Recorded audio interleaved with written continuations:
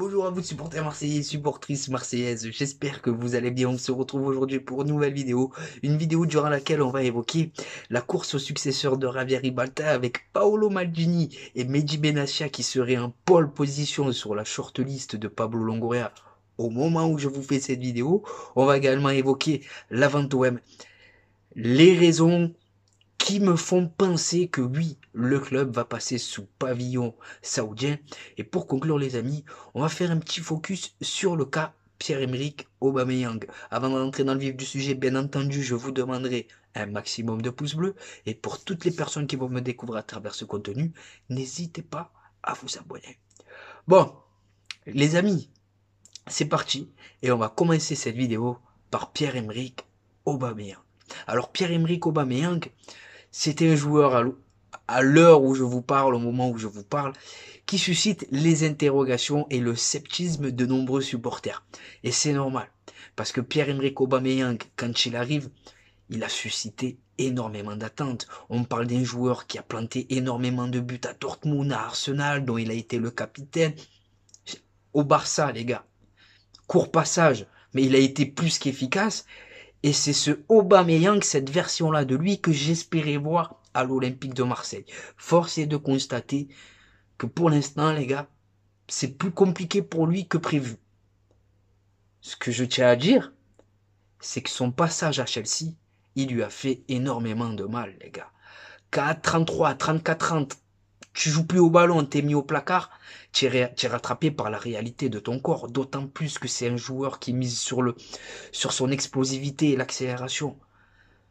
Donc Pierre-Emerick Aubameyang, j'espère que son match, parce qu'il a fait un bon match plutôt face au Havre, ce match, il va le libérer et il va lui permettre de définitivement lancer l'aventure sous le maillot olympien. Mais j'ai envie de continuer d'y croire avec Aubameyang, les gars. Voilà. On va maintenant changer de sujet, puisqu'on va parler Paolo Maldini, on va parler Javier Ribalta. Alors dans un premier temps, on va commencer par évoquer le départ de Javier Ribalta. Alors Javier Ribalta, les amis, j'en ai marre, moi, en fait, de cette incertitude. Voilà, le mec, il vient, il repart. C'est vrai que c'est un peu Kenny dans South Park, le mec, on n'a jamais entendu le son de sa voix, mais c'est l'homme qui aura su ramener Alexis Sanchez à l'OM.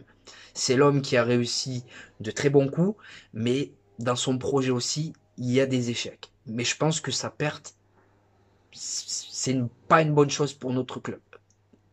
Pour lui succéder, les gars, on parle de Mehdi Benassia. Alors Mehdi Benassia, c'est un ancien très très grand joueur de ballon, il n'y a pas de souci. Mais directeur sportif, les gars, ça demande d'autant plus de l'Olympique de Marseille. On ne parle pas de Salon, on ne parle pas de Bougou-Belair, on ne parle pas de Gardanne. On parle de l'Olympique de Marseille. Il te faut un homme qui a de l'expérience, il te faut un homme qui a l'habitude de vivre des mercatos, parce que les mercatos, faut les vivre, les gars. C'est quelque chose d'intense, c'est quelque chose qu'il faut préparer en amont, c'est des réseaux. Et Mehdi Benassia, voilà, je pense pas qu'il soit encore pris pour ce poste-là à l'Olympique de Marseille. Par contre, les gars, pour Paolo Maldini, légende du football, défenseur italien, tu vois, ah, je suis emballé, les gars. Mais je ne peux qu'être qu'emballé. Je sais pas si on se rend compte. Gennaro Gattuso sur le banc de touche et Paolo Maldini, un directeur sportif. Au-delà du fait que c'est un ancien très très grand joueur de ballon, Paolo Maldini, les amis, il a contribué au renouveau de l'AC Milan. Voilà, avec le recrutement intelligent qu'il a fait, il en a fait une équipe championne d'Italie. Il en a fait une équipe qui a retrouvé les compétitions européennes avec la Ligue des Champions. Et depuis, il la joue assez régulièrement. Donc Paolo Maldini, c'est pas simplement qu'un nom. C'est aussi quelqu'un qui travaille et qui a son réseau. Donc oui, au-delà de ça, et pour conclure avec Maldini, les gars, avec tout ce qui s'est passé, les déclarations de Marcelino, les trucs avec les supporters et tout ce qui s'ensuit, Maldini, ça va faire du bien à l'image de notre club et de notre projet. Donc moi, je dis oui, n'hésitez pas à me dire en commentaire ce que vous en pensez. Mais en tout cas, à Marseille, ça va bientôt parler italien dans le vestiaire. Et ça me plaît, frère. Ça me plaît. Voilà. C'est des gens compétents. Autre sujet, les amis. Ben écoutez, l'avant OM. la vente OM. Alors, j'ai pas tout de tête, donc va y avoir une coupure pour que je puisse aller prendre les arguments, et ne m'en voulez pas. Mais la vente OM, ce que je tiens à préciser avant toute chose, c'est que moi, les gars, je suis pas là pour vous dire que j'ai des infos, que j'ai vu Al-Walid Ben Talal manger au Quick Halal de la Valentine, qu'il a vu Longoria, que ça y est, c'est fait. Non. Moi, je suis là juste pour vous dire ce que je pense. Et ce que je pense, c'est que je suis pour une vente du club. Parce que Franck McCourt, quand tu fais le constat, il nous a dit OM Champions Project. Il nous a dit je veux gagner des trophées. Impossible n'est pas marseillais avec Jacques-Henri Hérault. 7 ans plus tard, si on fait le bilan, on a remporté 0 trophée. Donc c'est pas le propriétaire de la situation.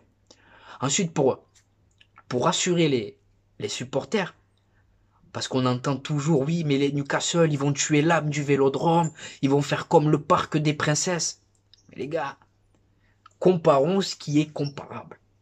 Paris, c'est la Fashion Week. Paris, c'est les Champs-Élysées. Paris, c'est Louis Vuitton. Paris, c'est les strass et les paillettes.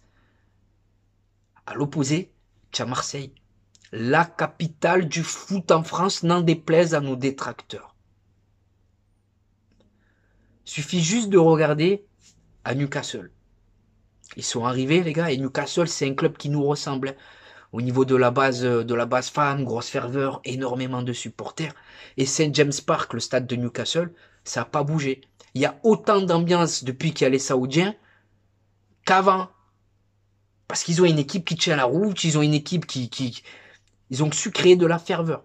Donc, ils ne toucheront pas au Vélodrome. Ensuite, deuxième point qui m'intrigue, les amis, enfin, premier point qui m'intrigue plutôt,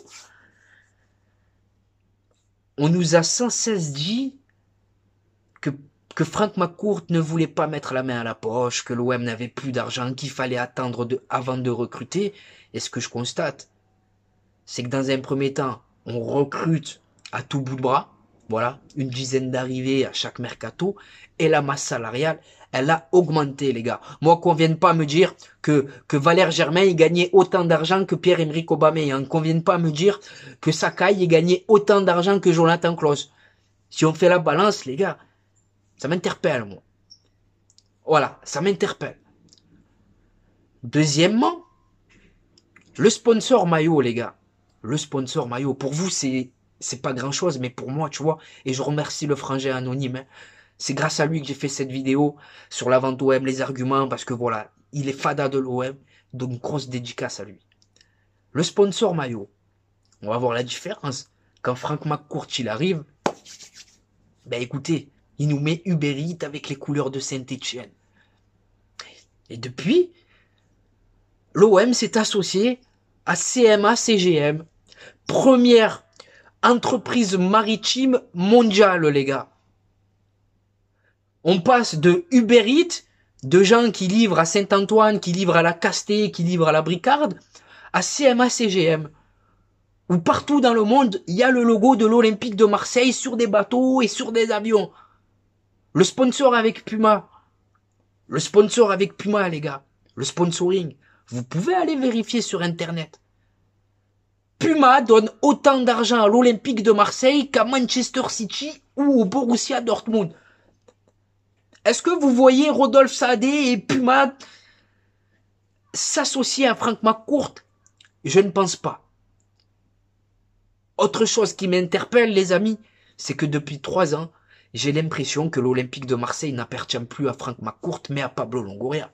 Je sais pas, la photo avec Rodolphe Saadé pour officialiser le sponsor CMA-CGM.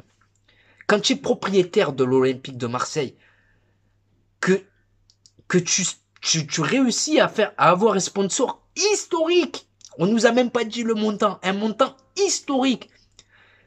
Je comprends pas que ce soit Pablo Longoria qui s'affiche aux côtés de Rodolphe Saadé et non pas Franck McCourt. Ah, je sais pas, les gars, j'arrive pas à comprendre. Pour moi, il y a un souci.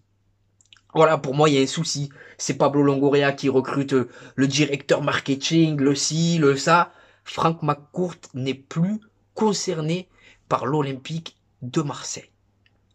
On va me dire également que oui, mais Puma, non, non, les gars, des crédits, Franck McCourt, il en a fait, il peut plus en faire indéfiniment.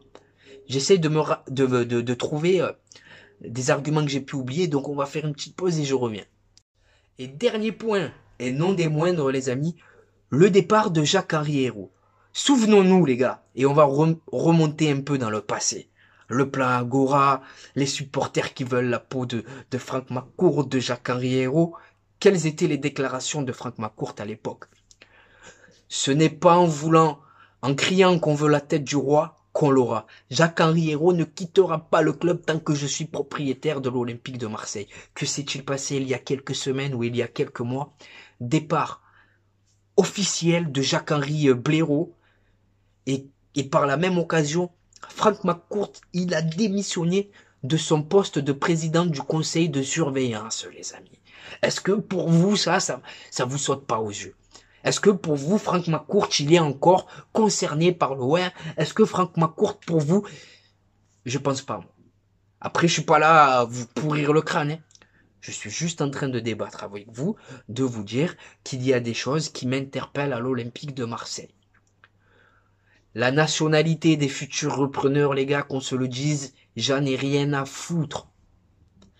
Que ce soit des Roumains, que ce soit des Azerbaïdjanais, que ce soit des Daguestanais, que ce soit des Allemands, des Norvégiens.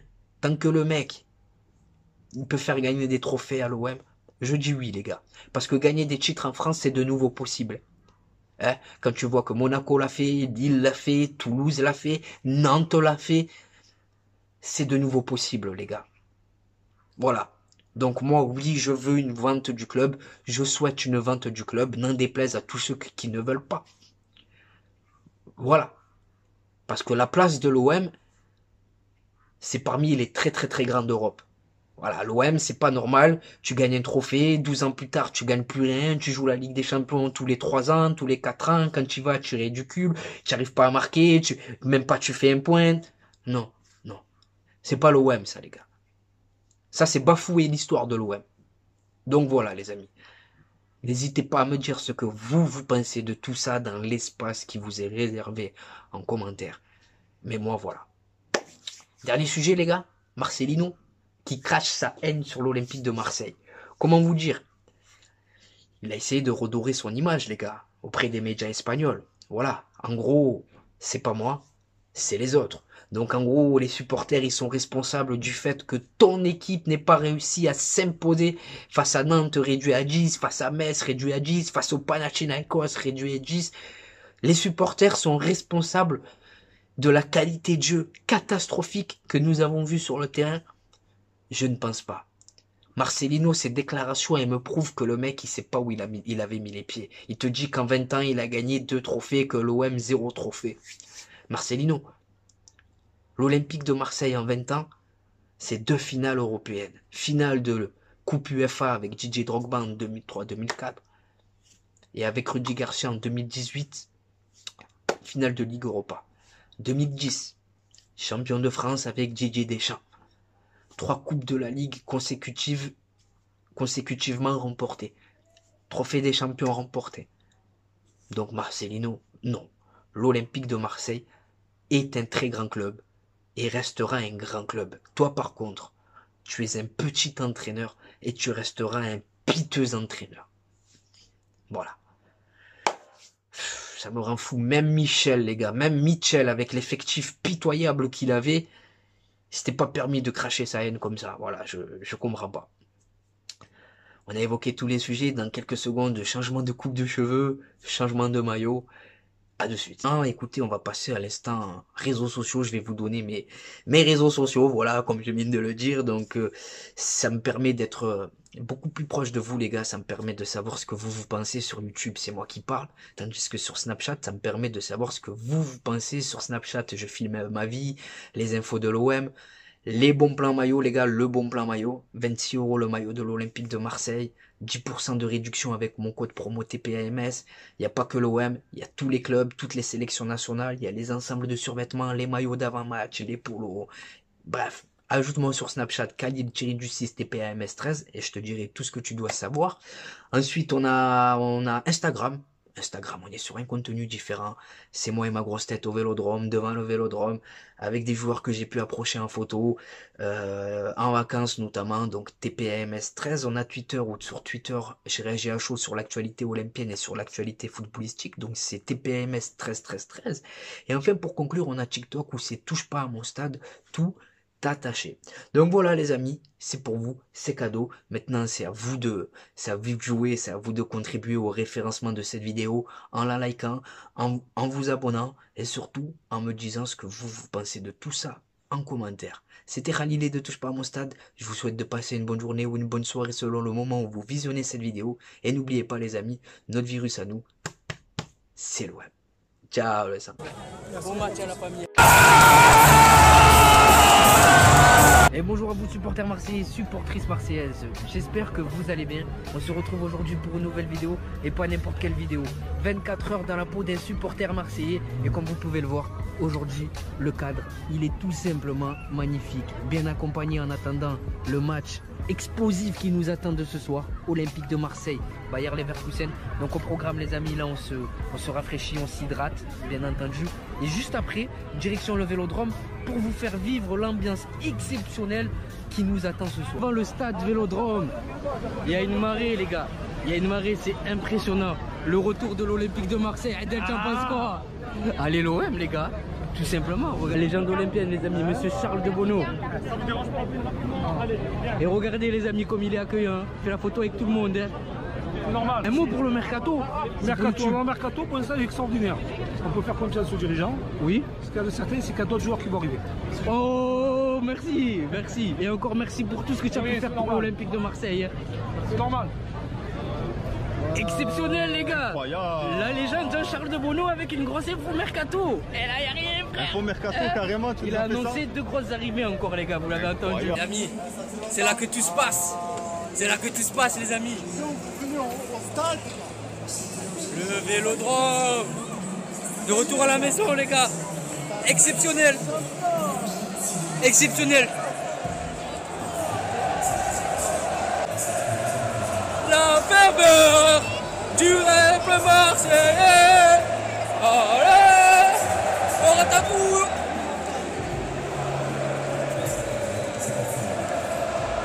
On est posé les amis, on attend patiemment que le match démarre, comme vous pouvez le voir. C'est magnifique les amis. Magnifique. Il y a les poteaux. Pronostic Malik.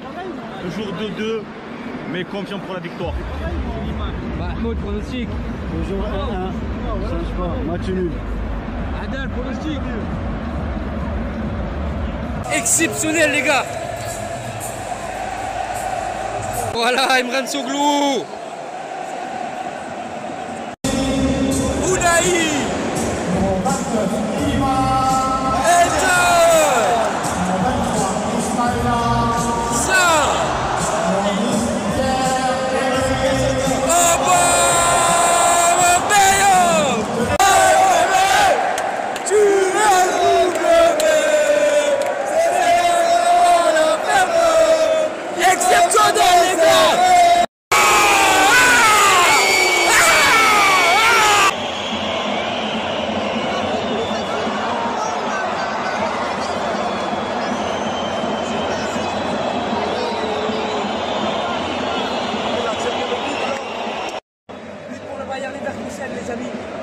Apparemment, discipline une fois de Paul Lopez, à voir.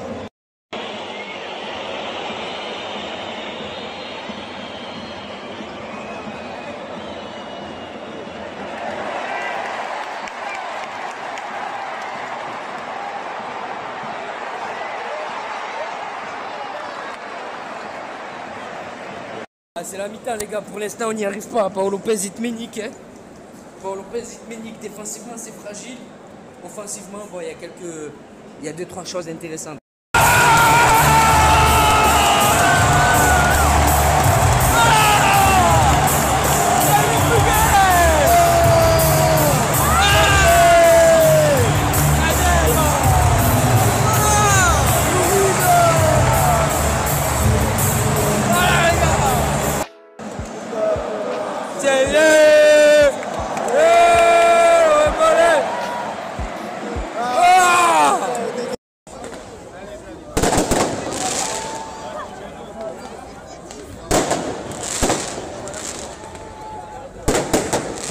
sur l'âge des joueurs. Mahmoud, Manu. Malik, t'as hâte d'être à ce soir ou pas? Je pense à lui. Manu.